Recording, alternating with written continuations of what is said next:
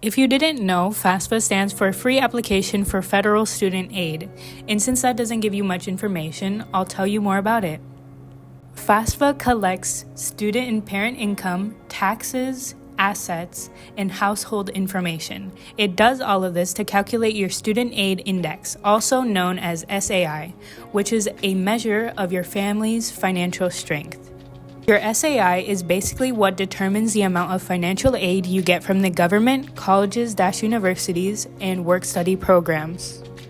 In all, it is a way to see how much of your college tuition will be paid for and how much you will have to pay. Again, all of this is based on your income or your parent/guardian's income. However, the latest edition of FAFSA has undergone some major changes. These changes affect the whole application process, which includes applying, processing, and receiving your aid.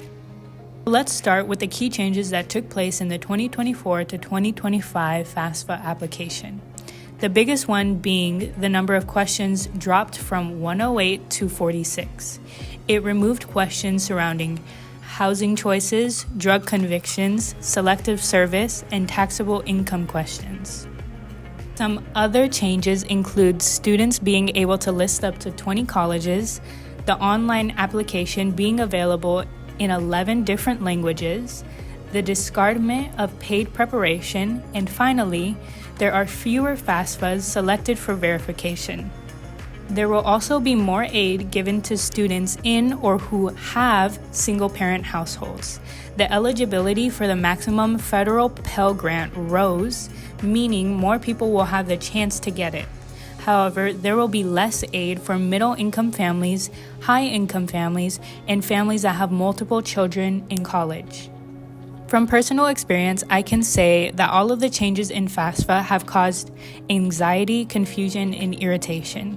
Since the application had a different look, there aren't many places you can look to for help, especially when the whole application is delayed months and their helpline is constantly backed up with calls.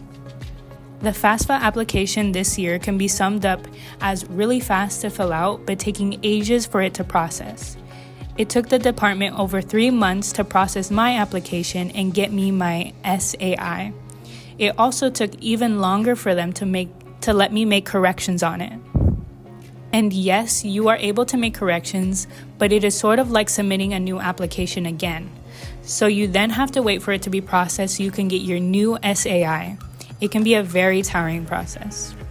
As for actually applying to FAFSA, it is a very straightforward process. And again, there aren't that many questions, so I would say it is pretty easy as long as you have all of the correct information on hand. That would include your social security number, the last filed taxes for you or your parents, and the colleges you are applying to. Other than those 3 things, you should most likely know the other questions from the top of your head. The most important and first step is to create your FSA ID, which is basically just like making an account with FAFSA to turn in your actual application. This is going to be the information you want to keep somewhere safe because you are going to be logging into this account a lot. After this, you go through the different steps of the application.